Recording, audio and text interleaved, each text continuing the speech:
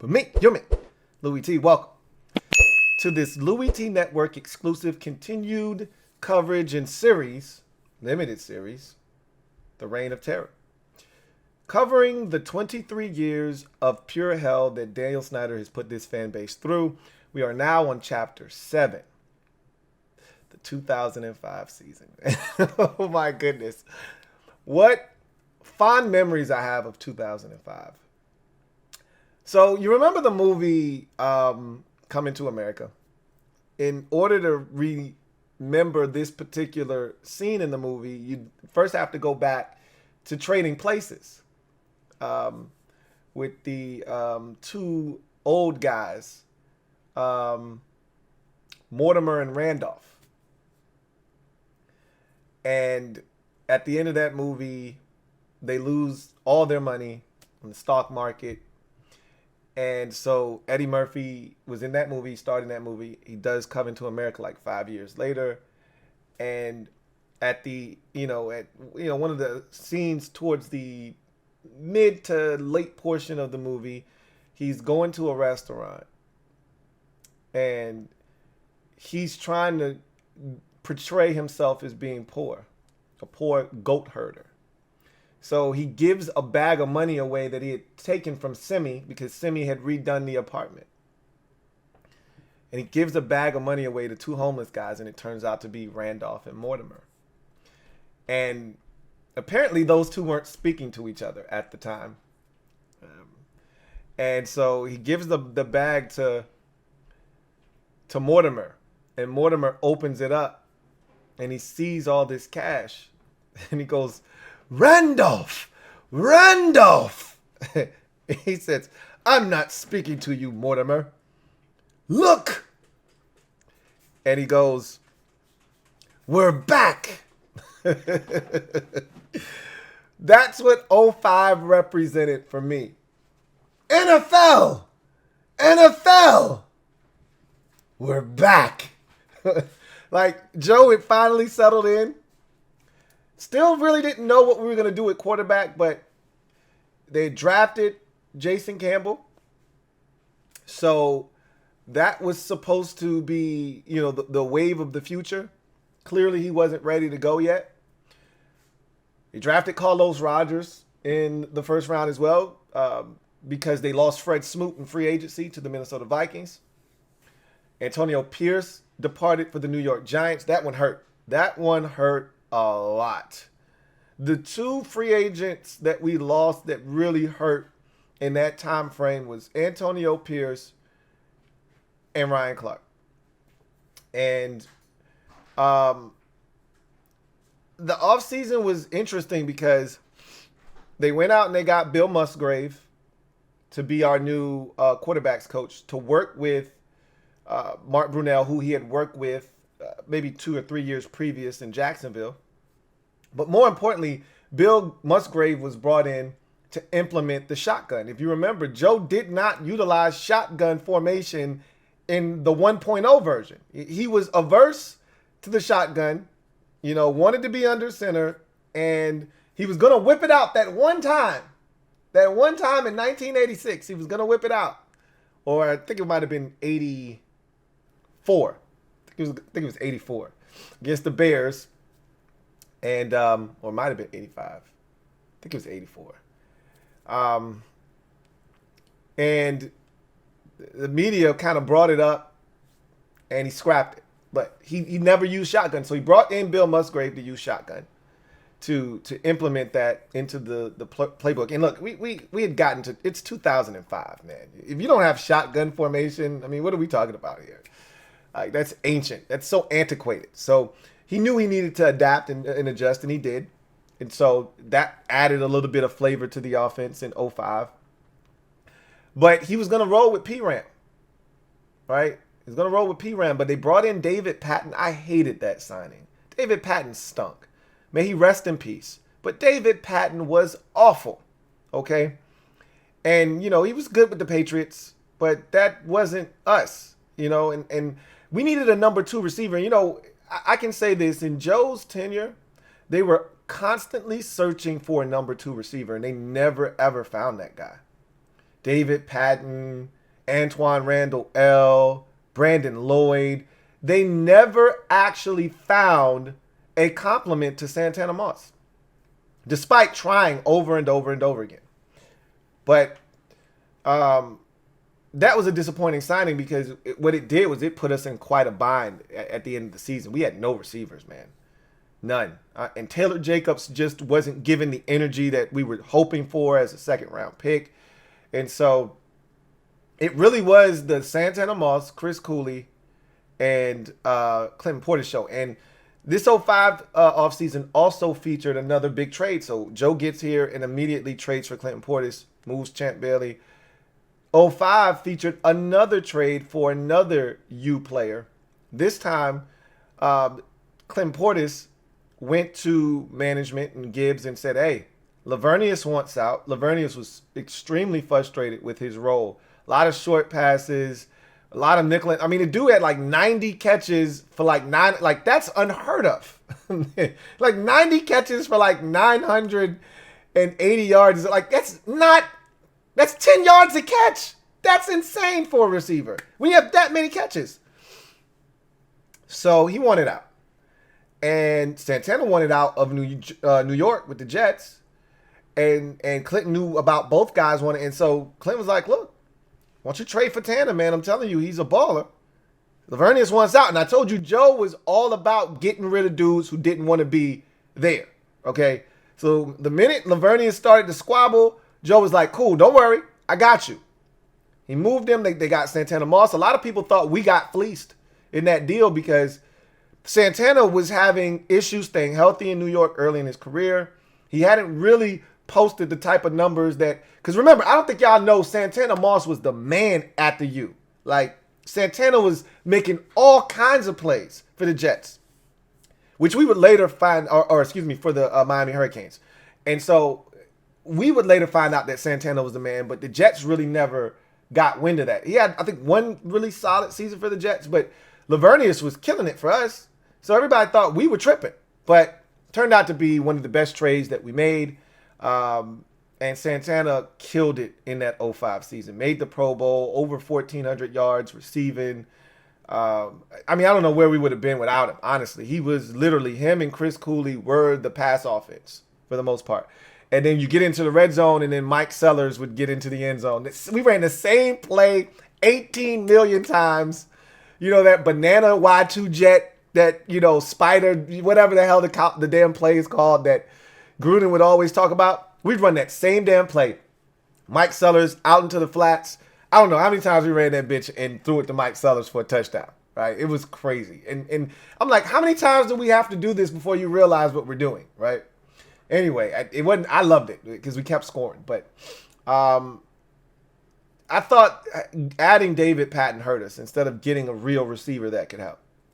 And they signed him to a really solid deal, too. It was really frustrating. Because I remember in the moment not being excited about David Patton. Anyway, so now you're up to speed on the offseason. You know, it was a solid offseason, but losing Antonio Pierce hurt. You minimize the loss of Fred Smoot by drafting Carlos Rogers with the 9th overall pick. And then you double back and you get Jason Campbell. You know, they traded back into the first round to select Jason Campbell out of Auburn. And at the time, it seemed like a great fit because, you know, he fit what Joe Gibbs' old offense was all about. The problem was they would later make a switch to Al Saunders' offense, and that wasn't a great fit for Jason Campbell. So a lot of things we could say. We'll get to that when we get to 06. Let's focus on 05 because this was one fun season. So you start the season off at home. P. Ram is getting the nod because Brunell was so awful the year before. And I told you I thought he had an injury that really hampered him. But nonetheless, P. Ram gets the start. I'm excited because I'm hoping that this is P. Ram's, you know, because I think this is his last chance to really show he can start for this football team. If he can't do it this year, they're going to move on. They've already drafted Jason Campbell, so it's over for him pretty much. But if he balls, it could turn into a Drew Brees, Phillip Rivers type situation. And who knows what happens then. Anyway, First game of the season, he gets clotheslined by Lance Briggs. I lie to you not, I couldn't stand Lance Briggs after that. I thought he was a dirty ass player after that. He literally clotheslined the shit out of P Ram, knocked him out of the game. That was pretty much it for P Ram that season. He did have one more appearance. We'll talk about that a little bit later on. But in comes Brunel. It was not pretty, but it was gritty, and it most importantly was a dub. We win that game 9-7. It was an ugly affair. But again, I don't care what it looks like. Just put one in the left-hand column, and we did. So 3 John Hall field goals got us the victory.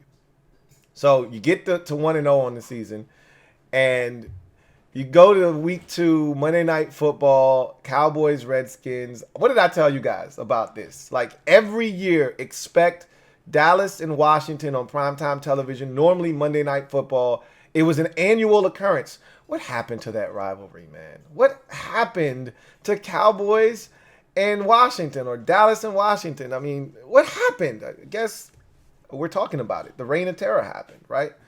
Anyway, they got Parcells, as I mentioned, with Gibbs' first season. Parcells is in Dallas, and so, there's this budding rivalry between the two of them. And I've told this story multiple times, so I don't need to bore you with the specifics. But watching the game with my dad, and I'm quiet the entire night. It was crazy because I used to really get amped. If you watch my channel, like at the very beginning, I'm talking 2012, right? I used to really get up for these Cowboys Redskins games, and I put on eye black, and I'd have on my Redskin pajama pants and my Redskin shirt, and I was ready. And then it was 13-0 with, pretty much 6 minutes left in the fourth quarter, and we hadn't done a damn thing. So I'm sitting there quiet the entire night. My dad he had a couple of nice cold ones. He was in rare form. And generally, we don't talk shit to each other because there's this mutual respect that, trash talk is cool. But what happens is if you dish it, you better be able to take it. And so we just don't do it because it could get really out of hand. But he was giving me the business that night. Anyway, Brunel scrambles after a Roy Williams sack. It's like 3rd and 24, something crazy like that. Brunel scrambles for like 20 yards or something. And it ends up being like 4th and 4, 4th and 3 or something. And we convert. And I'm like, oh, that's cool. I mean, I still think we're going to get shut out. And it ends up being 4th and 10 from like the Dallas 40. And then you hit Santana Moss for the first of 2 bombs, obviously. And it's like came out of nowhere. Okay, whatever. We're still going to lose the game. We get the stop. We get the ball right back. And on the very first play of the next possession, Santana Moss over the top, 80 yards. And I'm just like shocked. But I jump out of my seat. I'm all in my dad's face. I'm giving him the business, but there's still time left. We scored quickly twice in the matter of like a minute and maybe 30 seconds. So there's still time for Dallas to go down and get a field goal. All they need is a field goal. And I remember Sean Taylor smashing Patrick Creighton on a catch and knocking the ball loose. And then Dallas trying a whole bunch of laterals and stuff. And then, we tackle them and win the game. And they throw the Gatorade on Joe Gibbs. And I just remember Clinton Portis running on the field. And it was just like this feeling of, oh, my God, I cannot believe we just did that. And it is the quietest I've ever seen my dad. He just handed me the remote. Didn't say a word. I mean, I'm talking cold, hard cash. He didn't talk to me for 3 days. And I was just talking cold, hard cash. We had a bye week. So it made it even better because you got to enjoy and savor that win for an entire week without having to worry about another game. It was beautiful. We come off the bye. We beat the Seahawks. We should have lost that game. The Seahawks had, if I'm not mistaken, they had a chance to win at the gun with a field goal. They missed, and we ultimately got in the field goal range and beat them. So that one felt like you dodged a bullet, you know. And I would have, I can say that now, but if we wouldn't have won that game, we wouldn't have made the playoffs. But I would have traded that one for the win in the playoffs, right? But we got them in the regular season. We had to. If we didn't get them, I didn't know at the time. We were 3-0. I'm thinking we're going to end up being like 12-4, you know, at the time. But, you know, looking back on it, if you don't win that game, you don't make it to the playoffs. So you're 3-0. You're riding high. And then you lose 2 straight. And this is typical Washington shit, right? You can never have nice things. We can't start the season off 6-1 or 7-0. You know, what? No way. You got to lose 2 in a row, right? So then, the only reason I remember those 2 games is because of what we did in week 7 against the 49ers. You want to talk about having fun as a fan? Obviously, as Washington fans, we don't get to do this very often. As a matter of fact, somebody correct me if I'm wrong. I can't, I'm just playing all the seasons back in my mind. This 52-13 or 17 or whatever it was, I think it's 52-17 or it might have been 52-7, 52-10, whatever it was, victory over the 49ers, I think it was 52-17.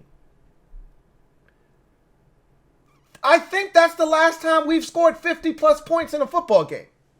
Somebody fact check me on that. But just going through the encyclopedia in my head, I can't remember another 50 burger that this team has put up since 05. There's a lot of things that we haven't done since 05. I think that's one of them. Haven't won a playoff game since 05. I don't think we scored 50 points or more in a game since 05. Man, was that game fun. I mean, everything that could go right did go right in that game. That's a rookie Alex Smith that we devoured in that game. Brunell was outstanding. He had like 3 or 4 touchdown passes. Clinton Portis, who hadn't scored a touchdown up until at that point of the season, I don't think he had found the end zone yet. I could be wrong about that, but I don't think he had found the end zone. He scored 3 times in that football game. Sean Taylor almost had a pick 6. I was so upset. I thought he was going to score. We destroyed the 49ers 52, I think, to 17. And Alex Smith was just awful. The 49ers were awful. But Alex Smith was god-awful. And that was so much fun. I don't know if I've ever had more fun in a regular season game against a non-NFC opponent than that particular game right there. I mean, that game was so much fun to watch. And then one of the funny things me and my dad always say about the Atlanta Braves, we're both Braves fans, is that if the Braves score a bunch of runs the night before, look out.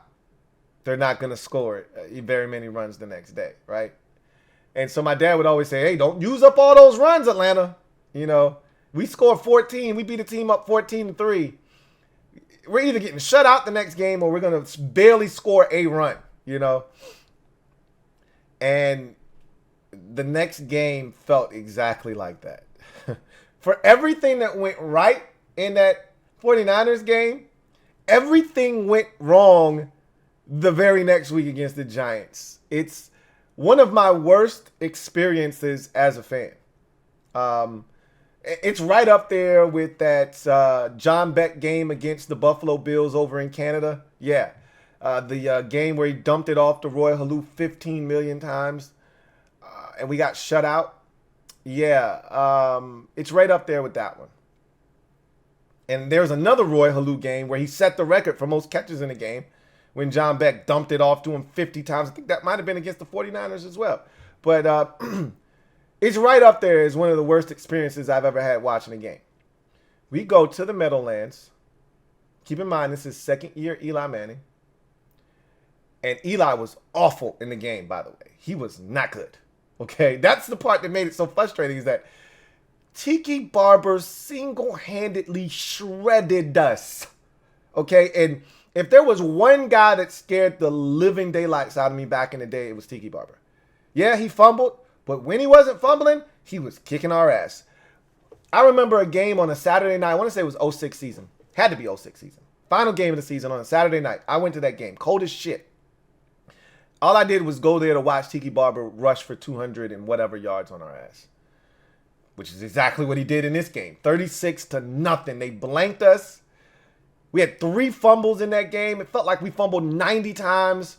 Antonio Pierce picked off Mark Brunell, which was like adding insult to injury. You know he wanted to rub that one in. And it just was excruciating. That loss was. So that one hurt. After 52 points the week before, to not score at all? Wow. Okay. So we bounced back. We beat Philly the week after that, which was a good win. But the Eagles weren't the Eagles that year. Donovan McNabb was out for the season. He tore his ACL. And they had all kinds of injuries. But it's crazy because the year before, in 2004, the whole division was trash except Philadelphia. And they go all the way to the Super Bowl. If you remember, that 2004 season, everybody in the division sucked except Philly. The 2005 season, remember, T.O. was doing, sit-ups in the driveway, and he had contract issues, and he was talking shit about McNabb and how he threw up in the Super Bowl, and he was panicking. And remember, T.O. had a hurt leg, and he played in the Super Bowl and killed it. So it was all this turmoil with the Eagles, right? And they weren't the same team in 2005. Everybody else in the division was good. Dallas is good. Washington was good. And the Giants, who ultimately won the division, were very good in 2005. So it was crazy. It was like a role reversal. We beat Philadelphia. And then this stretch of football, I think, for my money, is probably the most painful 3-week stretch of football I've ever experienced as a fan. So I told you, every time we play Tampa Bay is some shit. Every single time. It never ceases to amaze me that when we play the Buccaneers, some crazy shit is going to go down. Now, sometimes it works in our favor, as it did in the playoff game. We'll get to that a little bit later on. And sometimes it doesn't, as it didn't here, right? So we go to Tampa, Raymond James Stadium. And this is a fun one. It's crazy. It's back and forth. We're scoring, they're scoring, we're scoring, they're scoring. And we take a late 35-28 lead, which nobody saw this coming. Tampa had an elite defense back in those days. Chris Sims was their quarterback. They weren't scoring a bunch of points. We weren't scoring a bunch of points. We had just gotten shut out, 2 weeks ago. We just barely beat the Eagles the week before, scoring 17. And we weren't a high-octane offense. We had the capability, but we weren't high-octane. So this was a surprise to most people, And the Bucs scored a touchdown late. I thought we were going to win. They had to go for it on a 4th down. And we batted the ball in the air, and it was incomplete. This was with like 3 minutes left. So I'm thinking, hey, we got these bastards. Can't stand the Bucs. Remember, they beat us in 99 in the playoffs. So I'm still salty over that, right? We didn't play them like 2-3 times since then. I don't give a shit. I'm still salty about 99. So every time I see the Bucs, it's on site with them. So I'm thinking we're going to win this game. After that batted ball on that 4th down, they get the rock back. And Sims throws a touchdown pass. I can't remember to who. And they're down 1. They go to kick the extra point. And we block it. But we're offsides. Okay? Nobody blocks an extra point. If you do, you're offsides. So they take the penalty, move it a yard closer, and then decide to bring in Mike Allstott. You never stop Mike Allstott at the 1, right? We stopped his bitch ass at the 1, okay? We stopped him. That ball never crossed the goal line. They called it a touchdown first, a 2-point conversion. They called it good. First of all, they shouldn't have, because the ruling on the field ended up standing. He didn't get in. And I'll take that to my grave. He did not get in. We stopped his ass at the half-yard line. They called it good, and we end up losing the game 36-35. It pissed me off. You want to talk about fuming? Oh, I was hot. The next week, and this was one of the issues that we had throughout 2005. We would jump up on teams, and this is the difference between the 05 defense and the 04 defense. We would jump up on top of teams in 05, 13-3, 17-0, 17-3, 17-7, and we couldn't hold that lead. And look, it'd be nice if the offense scored more points, but hey, look, make it stick, okay? So we jump up on the Raiders 13-3. And we got these bastards right where we want them. This is Randy Moss. If you remember, we beat the Vikings at the end of the 04 season. Moss walks off. Vikings are pissed about that. They trade him to the Raiders that offseason. Okay? So now he's in Oakland. All right? And they have Kerry Collins as well from the Giants. So we got these bastards right where we want them. We're up 13-3. We're dominating the game. I feel good about this. And the Raiders weren't very good at the time. And I remember a young Jerry Porter going off on us in that game. Like, Jerry Porter, man? Seriously? He wasn't doing shit in his rookie season. Jerry Porter? Really? He catches a long touchdown pass. And then this game is tied up at 13. And we got screwed again. Lamont Jordan takes a handoff. He fumbles this football at the 1-yard line, and we recover. Everybody's pointing. Marcus Washington's jumping in the air. He's pointing. I'm excited. I'm thinking we just stopped him, got the ball back. And the referees say that they blew the whistle. Forward progress had been stopped. There was no forward progress. Are you kidding me? No way. That was a bullshit ass call. He fumbled. It should have been our rock. Anyway, we stop him again, and they got to kick a field goal. But they ended up beating us 16-13. They should have never got that field goal off because it should have been our rock. I don't know if we would have won the game or not because our offense went to sleep in the second half. Night-night. But I sure would have loved the opportunity. So you lose another heartbreaker at home.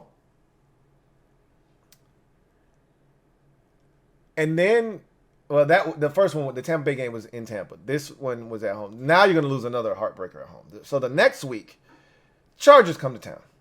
And this is Drew Brees, Antonio Gates, and a young LaDainian Tomlinson. As a matter of fact, I think LT would go on to win the MVP the following year, if I'm not mistaken. Anyway, we were up 17-7 in this game heading into the fourth quarter. Yay! First of all, their kicker, Nate Kading, had missed a couple of field goals in that game. The game should have been closer. They should have been in a better position to beat us. But we also made a ton of mistakes. Robert Royal, if you can remember, our tight end that was backing up Chris Cooley, could not catch claps in a whorehouse. For as athletic as Robert Royal was, he could not catch. And he had a big drop in this game. Clinton Portis dropped a touchdown pass in this game. Like, we did everything we could to lose this football game. All right? We picked Drew Brees off late in this game. It's tied at 17. The Chargers are trying to get into field goal range to win the game in regulation. We picked Drew Brees off. Ball gets batted in the air. It's picked off by Sean Springs. And we're right there. And Clinton Portis rips off a nice little run. And then we get a holding penalty. And John Hall misses the damn field goal that would have won the game in regulation. We go to overtime, and LT, who kicked our ass, hit 3 touchdowns in that game. including the touchdown to tie the game up from like 40 yards out, rips off. I'm telling you, and I felt like he ripped my heart out of my chest with this overtime run. He ran off to the left side every single time. Rips off a run, stiff arms the shit out of Ryan Clark. I'm talking about a stiff arm from hell. Bow! Get your ass off me. And we know LT had one of the most deadliest stiff arms in the game. And rumbles to the left corner of the end zone.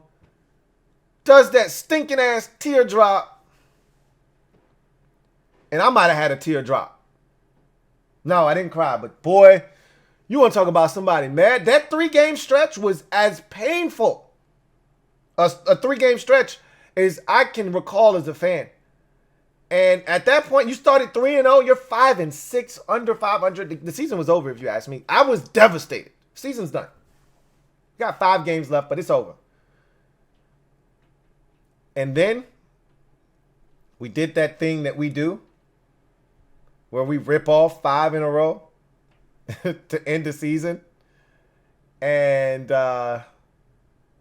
boy, was that a magical run or what? So you win the first 2, and it's like, whatever. It's St. Louis, it's Arizona, whatever. I didn't care. All right. But now you got 3 straight against NFC East opponents, and everybody's good. It stands for Philadelphia. That's week 17. That's the last game of the season. Everybody's good. So first up, Dallas. Dallas at the time 8-5. You're 7-6. Dallas is 8-5. They're fighting for a playoff spot. They just got a big win against Kansas City the week before, right? I remember watching that Kansas City-Dallas game with my dad, wanting Kansas City to beat them so badly. And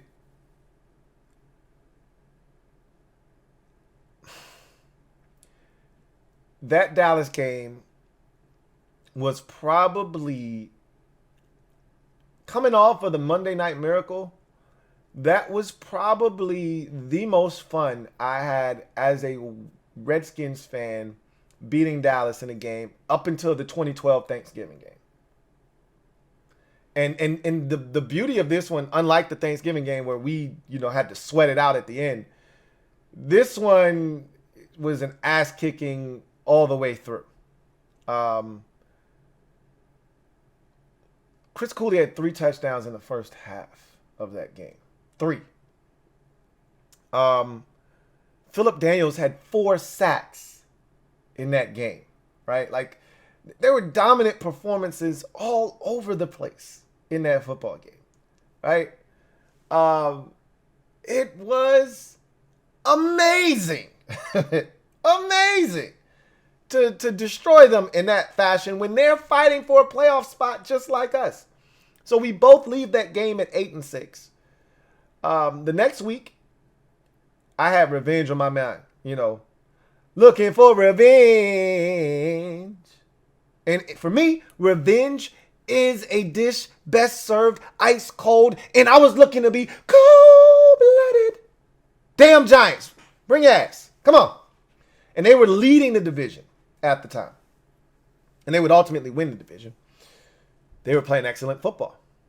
And so I was like, does the win streak stop here? Or are we that hot? And we kept rolling, boy. Kept rolling. Put up 35 on those boys. And we were making all kinds of plays. Santana Moss went off. 3 touchdown grabs. So this game came with a price, though. There was a cost. Brunell gets injured in this game, sprains his knee. And P-Ram has to come in. And he throws this dart to Santana where Santana has to leap in the air, spin, contort his body, and catches it, discards the defender, and hauls ass for his 3rd touchdown of the day. Santana was fantastic in that game. Fantastic the entire season. First year in Washington, knocks it out of the park. So we win that game with P-Ram coming in and stabilizing things. Put up 35 again. Clayton Portis was getting into a groove now. He went over 100 again. Scored the touchdown to put the game out of reach, and we beat them 35-20, right? So now you're feeling really good, right? That's 2 weeks in a row you scored 35 points. Again, we're not a high-octane offense. Don't get it twisted. The 52 points we put up against the 49ers, that's not who we are, okay? We're probably going to beat you 17-13, 17-10, 20-7. That's who we are. Is these 35-point outbursts? What? You know, and if you're going back to the Tampa game, we've scored 35 points 3 times in the last, 5 weeks. What is going on right now? Don't know, you know. But I like it. I like it a lot. It might have been more like 7 weeks in a row. 7 weeks. 3 times in 7 weeks. It's crazy for us. Now we have to win in week 17 to clinch a playoff berth. Win and you're in. It's really simple. You don't have to worry about anybody else doing anything for you. You win and you're in. We go to Philadelphia. They're starting Mike McMahon at quarterback. And I'm like, there's no way we lose to this Eagles squad. They are decimated by injuries.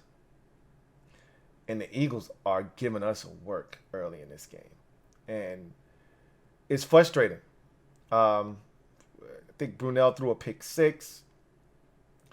McMahon threw I think a touchdown pass. And they're up like 17-10 on us. 17-10, 17-13, something like that. I'm like, what are we doing, man? Like, what are we doing? Why are we struggling with them? We got a chance to go to the playoffs. And then it's like we flip the switch. And, big play to Tanner. Clinton starts getting busy. We start getting nasty. The defense gets involved. And, we take the lead, and then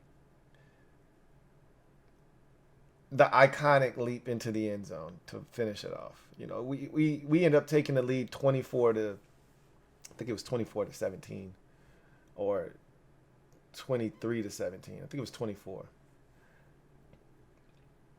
Excuse me. I think it was 23-17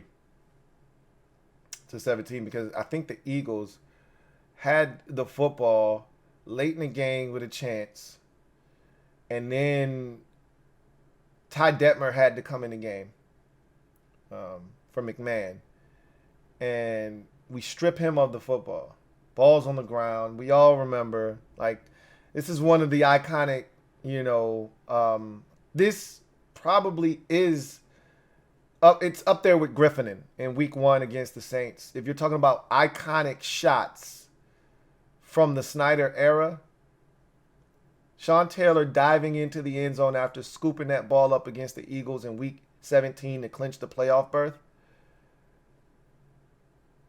is probably the most iconic. It is for me, but I know a lot of people love the Griffining shot.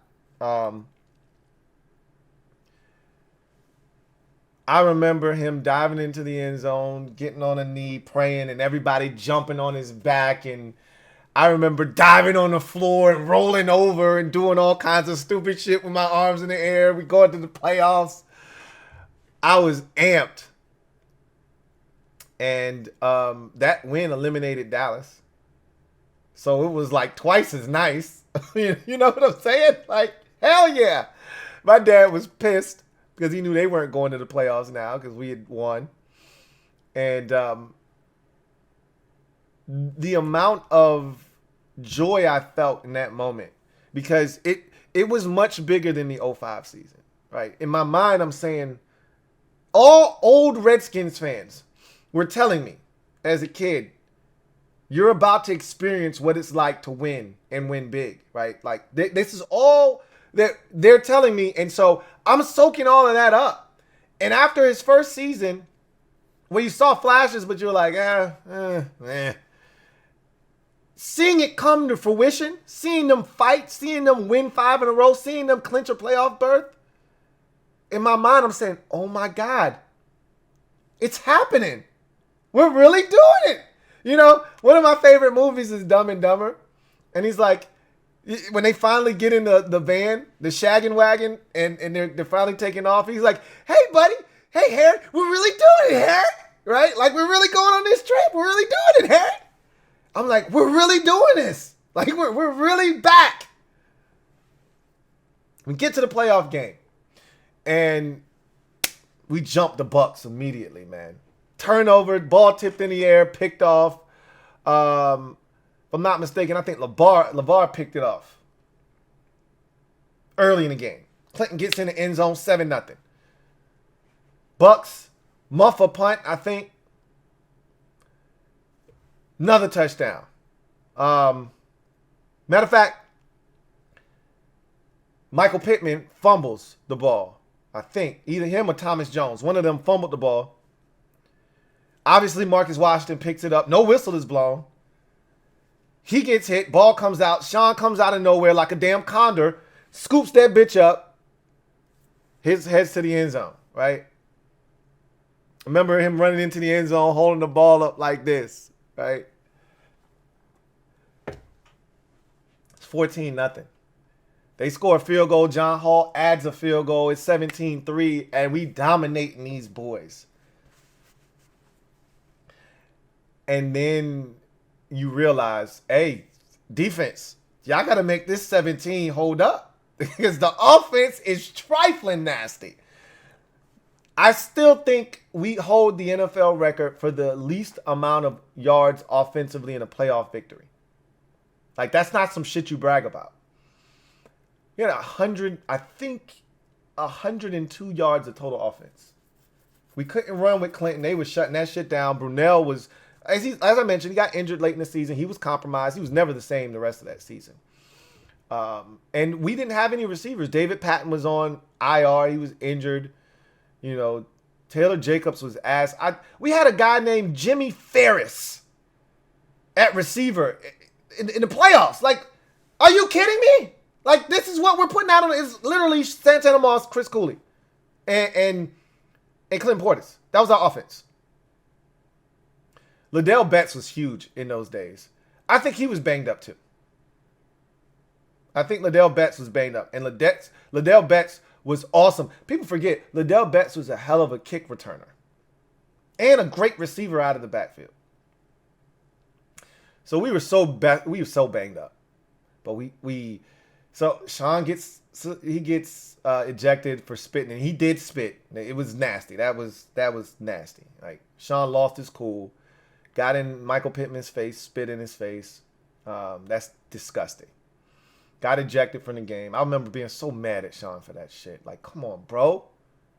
We need you. You can't lose your cool like that. And boy, did we ever. Because all of a sudden, Chris Sims started getting freaky on us. He runs it in for a touchdown, dives over, gets flipped over. I think he might have shattered his spleen doing that shit, but he stayed in and finished the game. I might have my games mixed up. And then he throws. So, late in the game, we caught a break. 17-10. We are hanging on for dear life. Okay? Hanging on for dear life. And because our offense is anemic. And then they put Joey Galloway back there to field a punt. And, you know, Joey is explosive. He's dynamic. Once upon a time, he was a dynamic punt returner. So we tell our punter, Scott Frost, hey, don't kick it to Joey Galloway. Kick it out of bounds. This clown kicks it like 27 yards out of bounds. Like, what are you doing, man? Kick this shit 50 yards out of bounds, not 27. So instead of this game being over, because they got to go the length of the field, they got the ball at damn near midfield. With like 30-something seconds left. And Chris Sims throws a dime to Edel Shepard. And I'll never forget thinking, oh my God, we just lost the game. Because if it'll be like the Tampa Bay regular season game all over again. They're going to score. We're done scoring. We're not scoring. Unless Tampa Bay assists us, we are not scoring another point the rest of the game. You could see that. It was clear. We were done scoring for the day. So if they tie this game up, we are going to lose. And he gets behind the defense. Sean's not there to clean up the mess. He's open. He catches it. And as he goes to the ground and rolls over, the ball comes out. And it's initially ruled a touchdown. But upon further review, because you got to review it under 2 minutes upstairs, it's incomplete. You dodged the bullet. The very next play on 4th down, he's open again. How is this possible? But Chris Sims overshoots him by about 2 yards. And we hold on and win the game 17-10. I don't know if I've ever been more nervous. Probably the field goal attempt against Tampa in the playoffs in 99. That was the most nervous I've ever been as a fan. But I don't know if I've ever been more nervous than waiting for that touchdown, no touchdown call. Because I thought they were going to jerk us and make it a touchdown. Whew. We won. This magical carpet ride is continuing. I'm thinking, why not win the Super Bowl this year? What the hell? Why not, right? And Seattle, I'm looking back on it, if we beat the Seahawks, we're going to the Super Bowl. And because Seattle was the best that the conference had to offer, and they weren't that good. We played them in the regular season. They should have beaten us, but they didn't. We beat them. And we should have beat them in this playoff game, and we all know the story. I don't need to, I hate doing this, rehashing this because it just makes me mad. We were up 3-0, second quarter. We had already knocked Sean Alexander out of the game. I lost so much respect for him that day. I felt like he bitched up. But, you know, we knocked him out of the game. He had a concussion. I'm not going to sit here and act like he didn't. He had a concussion. But we had him right where we wanted him. And Matt Hasselbeck throws a wobbly duck out into the flats, and Carlos Rogers jumps it and hits him right in between his hands. And he drops it. And it would have been a pick six. He'd have walked in the end zone. We'd have been up 10-0. And I'm telling you right now, if we go up 10-0 in that game, we win that game. There's no way they're beating us. They weren't that good. We're not that good. But we weren't good on offense. That was the biggest problem. And we had opportunities, man. Seahawks were doing all kinds of stupid shit. They muffed a punt. Offense couldn't do shit. And then John Hall misses the field goal afterwards. Like, we did a lot of stupid shit. We had opportunities to win that game. And we just weren't good enough offensively. And you end up losing that game 20-10. I don't. What's so frustrating is because we were so anemic offensively. So many changes were made heading into the 2006 season unnecessarily. Joe, I think, panicked. He overreacted to the struggles of the offense. Keep in mind, the final 3 weeks of the season, we scored 101 points in 3 games. 35 against Dallas, 35 against the Giants, 31 against the Eagles. Like, we were dominating teams. And then we get to the playoffs, and we could barely score any points. And if we're being honest, both touchdowns in the Bucs game came because of the defense. They scored one on their own on the Sean Taylor scoop up after Marcus Washington scooped up the fumble and fumbled himself. And then the LeVar Arrington pick was inside the Bucs. He picked it off and ran it back inside the Bucs 20-yard line, and Portis ran it in for a touchdown, and the offense didn't do anything. So Joe overreacted to the struggles of the offense in the playoffs. And I think he felt like his offensive scheme was antiquated. And it wasn't. With the implementing of the shotgun, we were fine. He didn't need to change anything. But he overreacted. Next year, he brings in 500-page playbook Al Saunders. And the rest is history. So we'll get to chapter 8. So we'll stop now. But after that season in 05, I thought we were back. I was like, oh, it's only a matter of time. We're winning the Super Bowl. It's only a matter of time now. If this Jason Campbell kid is any good, if we could just build upon what we just did, we're winning the Super Bowl. Boy, was I wrong. And I was wrong bad. That's where we'll stop. 05 was like this magic carpet ride, man, that I never wanted to end. But unfortunately it did. And the consequences that came from that season, unfortunately, I felt like were the beginning of the end of Gibbs 2.0. So we'll leave off there on the reign of terror, chronicling the 23 years of pure, unadulterated hell that Daniel Snyder has put this franchise through. I'll see you guys next time. Have a good one. Louie.